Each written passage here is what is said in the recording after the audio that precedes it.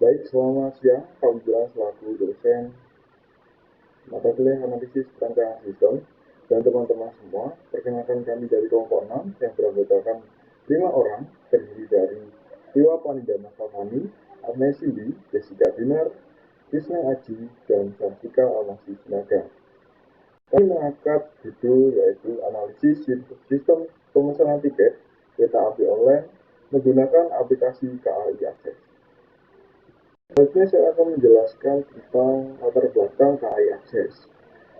Oke, pertama, Kereta Api Indonesia atau Persero adalah salah satu perusahaan yang bergerak di bidang transportasi jasa layanan angkutan penumpang.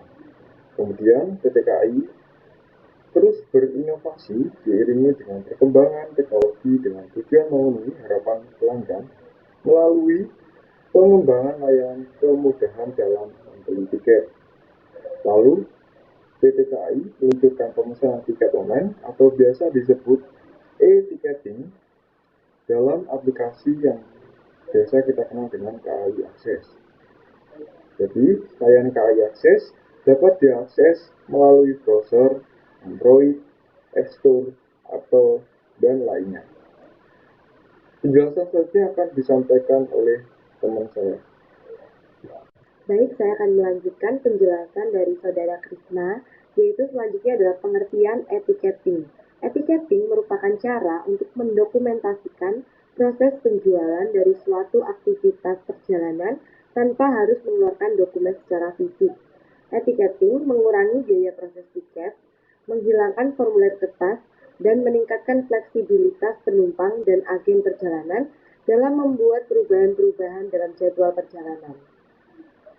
Keuntungan menggunakan etiketing.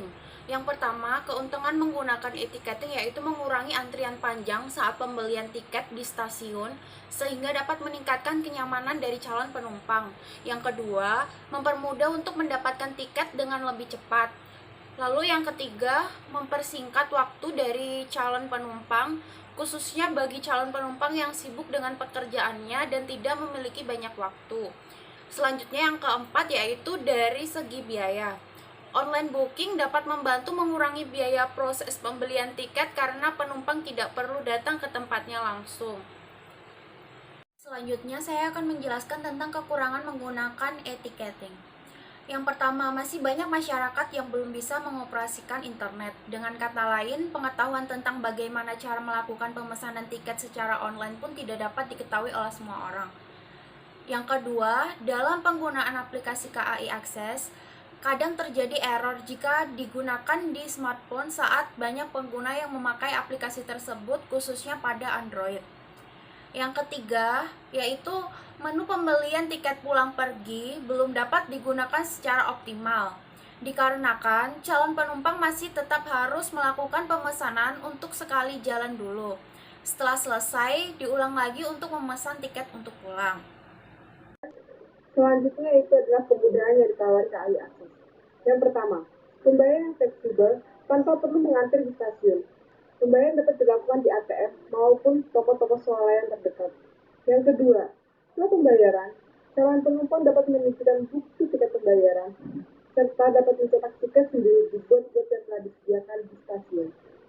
Yang ketiga, untuk melakukan pemesanan, calon penumpang dapat memesan tiket jauh-jauh hari, yang ini hingga 3 bulan untuk menghindari keterbatasan kursi. Namun perlu diingat, jika tiket online ini tidak bisa dilakukan 10 jam sebelum jadwal keberangkatan. Selanjutnya saya akan melanjutkan kemudahan yang ditawarkan KAI Akses. Yang keempat, tak hanya mendaftarkan satu orang saja, penggunaan aplikasi pemesanan tiket kereta api online mendaftarkan 3 kerabat lainnya dan juga menyimpan data penumpang lain di aplikasi ini. Kemudian, data yang disimpan bisa digunakan ulang untuk pemesanan selanjutnya. Yang kelima, aplikasi KAI Akses ini juga mampu mengingatkan pengguna jadwal keberangkatan dengan memberikan notifikasi pada aplikasi kalender yang terdapat dalam perangkat Android tersebut. Yang keenam, ada juga map yang menunjukkan di mana lokasi stasiun terdekat. Saya akan melanjutkan kemudahan yang ketujuh, calon penumpang dapat memilih tempat duduk sendiri.